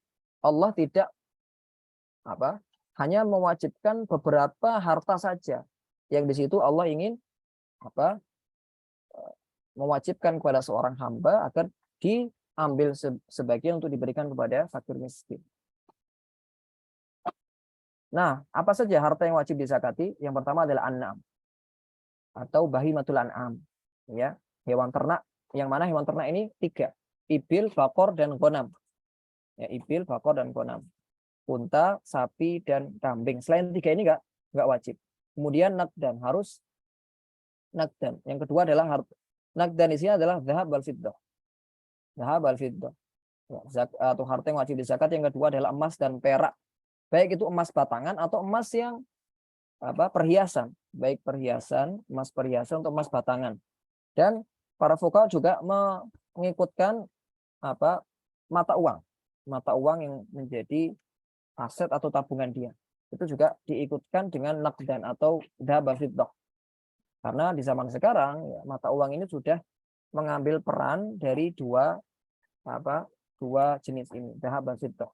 Walaupun dua barang ini, emas dan perak itu tetap menjadi nilai tukar ya. Tapi sudah banyak tergantikan itu dengan mata uang, sehingga mata uang ini masuk di dalam kategori nakdan.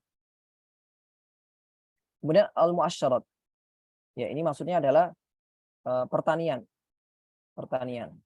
Yang mana pertanian di sini atau hasil pertanian di sini adalah buah. Yang pertama buah rutab atau buah yang itu dijadikan sebagai bahan pokok makanan. Seperti rutab dan anggur yang nantinya dijadikan kismis ya. Itu makanan pokok di beberapa daerah di Timur Tengah. Wal muqtat minal hubub. Nah, ini biji-bijian. Biji-bijian yang menjadi bahan pokok makanan seperti beras, kacang, sagu, dan semisalnya. Intinya yang menjadi bahan pokok. Bagaimana dalam bab zakat fitrah. Itu adalah yang diwajibkan. Sehingga nggak diwajibkan kalau selain ini. Seperti tomat, cabai, itu kan bukan, kecuali itu diperdagangkan, nanti beda lagi. Kenapa? Karena dia bukan sesuatu yang dijadikan bahan pokok makanan. Termasuk dia bukan buah yang dijadikan sebagai komoditi makanan pokok. Jadi hanya diwajibkan untuk 2 golongan ini. Kemudian amwalut tijarah, maksudnya adalah urudut tijarah, benda-benda yang diperdagangkan. Itu ada zakatnya. Rikas, barang temuan. Yang mana barang temuan ini syaratnya harus mawujida min daftil jahiliyah. Syaratnya harus barang tersebut itu ada tanda-tanda bahwa itu berasal dari zaman jahiliyah, zaman sebelum kedatangan Islam. Kalau setelah kedatangan Islam, maka itu masuknya lukotoh nanti. Masuknya lukotoh bukan zakat, nah, bukan rikas. Kemudian al-ma'din atau barang tambang. Dengan syarat barang tambangnya ini itu adalah emas dan perak. Kalau selain emas dan perak maka tidak wajib dizakati. Baik, kita akan masuk ke 6. Yang pertama terkait dengan syarat-syaratnya dan zakatnya berapa. Syarat-syaratnya bahimatul an'am atau binatang ternak ini itu cukup ketat ya syaratnya. Yang pertama itu harus mencapai nisab, jelas. Nah, nisabnya ini berapa? Nah, ini nisabnya ya. Minimal kalau sapi itu 40. Kalau syah atau kambing itu minimal 30. Kalau ibil itu minimal 5. Ibil atau unta minimal 5. Yang pertama harus mencapai nisab. Kemudian selain mencapai nisab itu harus mencapai setahun. Anyam dia alaiha haulun kamilah. Haulun kamil harus 1 tahun sempurna. Ya, 1 tahun sempurna atau mencapai haul. Kemudian saum, yakni binatang ternak tadi itu diternak dengan rumput yang sifatnya mubah dan itu tidak membutuhkan biaya. Seperti di tanah lapang atau di padang rumput yang itu tidak membutuhkan biaya untuk untuk menggembalakan kambing ataupun sapi di situ. Sehingga kalau dia dengan rumput yang ia beli, rumput yang ia menyewa orang untuk membeli rumput misalkan atau untuk ngarit ya bahasa Jawanya. Nah, maka ini tidak wajib dizakati, yang tidak wajib dizakati. Sehingga yang wajib dizakati sekali lagi ini adalah binatang ternak yang diternak dengan makanan yang mubah. Dan itu dari si pemiliknya, si pemiliknya. Dan itu harus 1 tahun penuh. 1 tahun penuh. Sehingga ini mungkin agak sulit terpenuhi di zaman kita. Karena di beberapa daerah, apalagi di daerah Jawa, yang mana itu jarang ada padang rumput.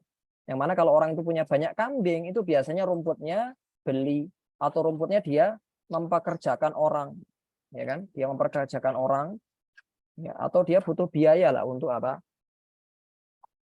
untuk memberi makanan kepada si binatang tadi. Nah, itu harus syarat yang ketiga. Baik, kita sekarang masuk ke berikutnya. Ini masuk di emas dan perak. Emas dan perak ini syaratnya yang pertama harus aniyamdi alaiha haulun. Alaihima haulun. Jadi harus setahun. Harus haul. Harus mencapai setahun. Dan setahun ini dihitung itu dari tahun Komariah, bukan tahun Hijriah. Ya, bukan tahun Komariah bukan Syamsiah hitungannya. Kemudian anta an yakuna nisoban. Harus mencapai nisab. Mencapai nisab. Mencapai nisabnya kapan? Ketika awal tahun. Mencapai nisab di awal tahun itu baru berlaku nanti hitungan tahunnya. Ya, misalkan bulan Dzulqa'dah itu mencapai nisab, maka zakatnya kapan? Zakatnya kalau sudah mencapai 1 tahun. Berapa kadarnya? Kalau zahab atau emas itu 20 mithqal atau 85 gram. 85 gram. Dan ini 85 gram ini adalah emas murni 24 karat. 24 karat. Kalau fiddah itu 200 dirham atau 59,5 gram. 595 gram. Kemudian alla yakuna huliyan mubahan. Jadi emas dan perak tadi itu bukan perhiasan yang sifatnya mubah. Artinya apa? Perhiasan yang itu dipakai untuk perhiasan sehari-hari seperti wanita. Dia pakai untuk apa? Untuk kehidupan. Walaupun nggak dia pakai sehari-hari, tapi dia itu menyimpan emas itu untuk dipakai. Bukan untuk investasi, tapi untuk dipakai. Maka yang seperti ini tidak wajib dizakati walaupun itu mencapai nisab, misalkan punya emas 85 gram. Tapi 85 gram itu untuk dipakai atau untuk dipakai sesuatu yang mubah, maka tidak mengapa. Kecuali kalau laki-laki yang punya. Laki-laki kan nggak boleh pakai emas. Maka kalau lelaki memakai emas atau lelaki memiliki emas untuk dipakai, itu kan haram hukumnya, maka tetap wajib dizakati. Kemudian berapa zakatnya? Zakatnya adalah 2,5%. Rubu' al-usyr 2,5% ya, 2,5% dari seluruh hartanya atau seluruh nilai dari emasnya tadi.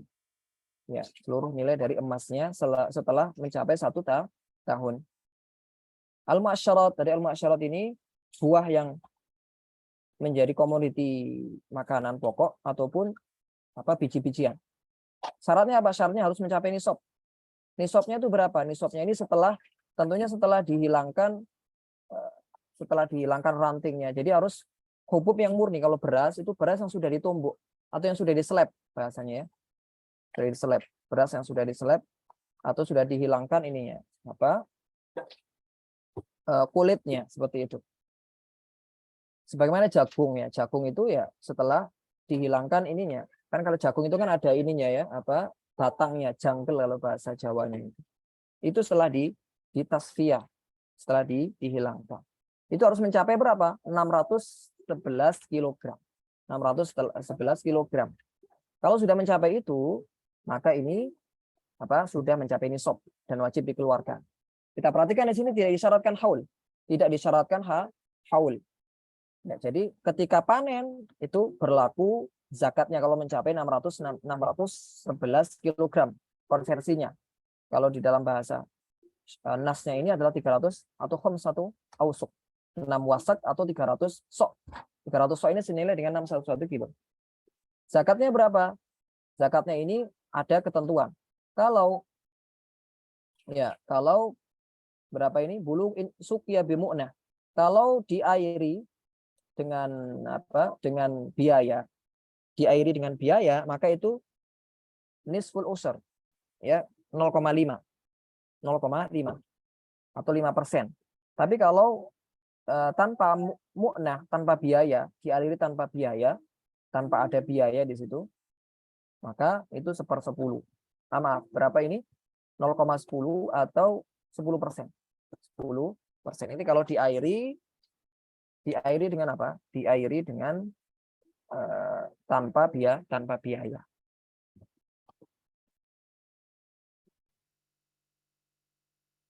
Baik. Kemudian terakhir ya sepertinya terkait dengan zakat urudut tijarah atau barang dagangan. Syaratnya yang pertama adalah harus ada niat ketika pertama kali memiliki barang tersebut. Harus ada niat tijarah ketika memiliki barang tersebut. Yang kedua, kepemilikan tersebut itu dari jual beli atau dari tukar menukar, muawadhah, seperti jual beli ataupun penyewaan ataupun menyewa barang tersebut, disewa untuk dijual belikan. Maka ini wajib dizakati. Ataupun kalau dari warisan misalkan, itu tidak wajib dizakati. Kalau dia memiliki barang tersebut, tapi karena warisan ya, karena warisan dari ayahnya, maka tidak wajib dizakati. Allah atau dari hibah ya, hibah, pemberian orang lain itu kan tanpa ada tukar menukar di sana. Maka tidak masuk di kriteria ini. Kemudian al-layat sida al-iddikhar athna al-haul. Tidak ada niat untuk memutus perdagangan dengan diniatkan ini saya simpan saja barangnya, tidak dijual belikan. Al-iddikhar itu disimpan, tidak untuk dijual belikan. Makanya seperti ini memutus zakatnya atau tidak wajib dizakati. Pun bulughun nisab al-mu'tabar bi akhir haul. Nisabnya itu terhitung ketika akhir haul. Walaupun nanti ada fluktuasi naik turun misalkan. Ya. Naik turun, maka tidak dianggap. Yang dianggap adalah akhir tahun semenjak dia punya itu apakah nyampe nisab atau tidak. Nisabnya itu apa? Senilai dengan nisabnya emas 85 gram tadi. Jadi kalau dia aset barang jual beli aset dagangnya atau barang dagangannya itu kalau di total di akhir haul itu nyampe harga 85 gram emas atau kalau kita ibaratkan sekarang 80 juta, maka zakatnya itu adalah 2,5 setelah setahun. Sehingga di sini syaratnya ada al-haul, disyaratkan haul atau harus nyampe 1 tahun. Berapa zakatnya? Zakatnya adalah 2,5 sama dengan zakatnya emas tadi. Rikas, sekarang rikas tadi barang temuan yang itu berasal dari zaman jahiliyah. Syaratnya apa? Kaunuhu dzahaban aw fiddah. Iya, dzahab atau fiddah. Kalau bukan dzahab atau fiddah, bukan emas atau perak enggak wajib. Kemudian nyampe nisab. Kemudian min daftil jahiliyah. Itu ditandai dengan apa? Mata uang, misalnya kalau itu mata uang atau diketahui oleh para ahli itu apakah zaman sebelum jahiliyah atau belum. Ya kalau setelah zaman Nabi, setelah zaman keislaman, maka itu bukan harta karun, bukan rikas. Jadi jatuhnya nanti lukotoh. Jatuhnya lukotoh barang temuan dan nanti ada ketentuan-ketentuan terkait itu. Kemudian kaunuhu fi mawatin au. Jadi pada tanah tanpa pemilik, tanah yang tanpa penghuni, yang enggak berkepemilikan. Atau pada tanah yang dia miliki karena dia Karena dia hidupkan. Jadi ada lahan kosong dia hidupin lahannya ya dengan perizinan dan seterusnya. Kemudian dia menemukan harta di situ. Ya, Maka kalau itu rikas memenuhi syarat-syarat tadi, maka wajib dizakati. Kemudian berapa zakatnya? Al-khumus. Ya, al-khumus. Ya, al-khumus itu 1/5 berarti ya. Khumus 1/5 dan itu langsung dikeluarkan ketika menemukannya. Tidak disyaratkan haul. Baik. Nah, pembahasan terakhir terkait dengan zakat barang tambang. Syaratnya harus zahab dan fiddah sama. Tadi rikas, zahab dan fiddah. Ma'din, barang tambang juga harus zahab dan fiddah. Kemudian harus mencapai nisab. Mencapai nisab. Nisabnya apa? Tergantung, kalau itu barang tambang emas, ya nisabnya emas. Fiddah ya fiddah. Ya. Sama dengan ketentuan tadi. Ya, kalau zahab 85 gram, kalau fiddah tadi 500 ya sekian gram perak. Zakatnya berapa? Sama 2,5%. 2,5% dan itu tidak disyaratkan haul. Tidak disyaratkan haul ketika dia mendapati barang tambang itu senilai dengan nisabnya emas atau perak. Ketika dia mendapatkan emas atau perak, maka langsung dikeluarkan 2,5%. Nah, selain 6 harta ini, teman-teman, itu tidak wajib dizakati. Tidak wajib dizakati. Orang punya rumah berpuluh-puluh, maka itu tidak wajib dizakati. Kecuali kalau itu ditujukan untuk dijual. Ditujukan untuk dijual, maka beda lagi ya. Dia memperjualbelikan tadi rumah tadi, maka beda lagi. Termasuk kalau dia punya binatang yang nilainya jutaan, ya dia ternak misalkan ternak ikan. Nah, itu ternak ikannya itu nilainya jutaan sampai ratusan juta, maka tidak wajib dizakati kecuali dijual belikan. Kecuali tujuannya dijual belikan. Oh iya, kemudian terakhir sebelum kita akhiri teman-teman ya, agar kita selesai bab zakat. Dan ini sekali lagi tambahan dari Nailur Roja. Zakatul fitr. Ya, al-wajibu fihi so'. Zakat fitrah itu wajibnya adalah sok dari makanan pokok dari daerah tersebut. Ya, sok itu kalau dikadarkan di kita ya 2,5 ya, kalau sekitar itu 2,5 kilo satu sok. Satu sok itu 4 mud. Mud itu satu orang dewasa. 2 tangan kepalan orang dewasa itu 1 mud. Ya, jadi 4 kali inilah. Kalau para fuqaha mengkadarkan 2,5 sampai 3 kilo sekitar itu. Dilebihkan itu boleh. Lebih aman. Syaratnya apa? Syaratnya Islam. Kemudian menjumpai akhir terbenamnya matahari pada akhir Ramadan. Menjumpai terbenamnya matahari pada akhir bulan Ramadan. Kemudian wujudu ma yafdulu an mu'natihi wa mu'nati man tajibu alaihi nafaqatuhu lailatal 'id wa yaumi. Lailatul 'id wa yaumi. Jadi melebihi kebutuhannya dan kebutuhan orang-orang yang wajib ia nafkahi pada malam Id. Malam Id dan hari Idnya. Dan ini sangat sedikit sekali ya. Atau syaratnya ini sangat mudah sekali. Jadi orang zaman sekarang ini walaupun ia mungkin pas-pasan, tapi dia menjumpai makanan di hari Id dan pada malamnya, maka dia wajib zakat. Walaupun dia tergolong miskin. Sehingga tidak menutup kemungkinan boleh jadi dia itu membayar zakat dan dia jadi mustahik juga kalau pada bab zakat fitri. Nah, kemudian siapa yang diwajibkan? Diwajibkan atas dirinya sendiri dan orang-orang yang ia nafkahi. Jadi misalkan dia seorang laki-laki, dia wajib menzakati dirinya dan menzakati orang-orang yang wajib dia nafkahi. Adapun istri itu menjadi tanggungan dari suami zakatnya, termasuk si anak itu menjadi tanggungan dari suami. Kalau istri mengeluarkan zakat untuk dirinya sendiri, apakah boleh? Boleh. Tapi kalau istri mengeluarkan zakat untuk suami, nggak boleh kecuali atas izin dari suami. Termasuk anak mengeluarkan zakat buat ibunya, nggak boleh. Kenapa? Karena anak nggak wajib menafkahi ibu dan ayahnya. Harus ada izin. Kemudian waktu ikhrajnya, itu ada waktu jawaz, fadilah, karohah, dan tahrim. Ya, boleh awal Ramadan sampai akhir Ramadan. Boleh pada hari-hari ini. Yang lebih afdol adalah pada malam Id sampai sebelum ditegakkan sholat. Ini paling afdol. Makruh kalau mengakhirkannya sampai terbenam matahari. Setelah sholat sampai terbenam matahari ini makruh. Yang haram itu kalau setelah hari Id. Hari Id itu haram dan terhitungnya sebagai qadha. Wallahu a'lam, insyaallah dengan ini kita alhamdulillah sudah selesai dari kitab Safinatun Najah yang ditulis oleh Syekh Salim dengan penjelasan yang cukup ringkas yang cukup cepat. Tapi nanti pertanyaan kita akhirkan insyaallah karena di beberapa daerah sudah maghrib dan ini di Jakarta sudah ya hampir maghrib juga, tinggal 5 menit ya mungkin kita cukupkan. Nanti pertanyaan insya Allah tidak akan saya tutup ini majelis Zoom-nya. Nanti kita akan akhirkan. Nanti kita akhirkan insya Allah. Atau kita bahas di awal insya Allah. Kita tutup dulu majelisnya. Alhamdulillah. Dengan subhanakallahumma bihamdika asyhadu an la ilaha illa anta astaghfiruka wa atubu. Assalamualaikum warahmatullahi wabarakatuh.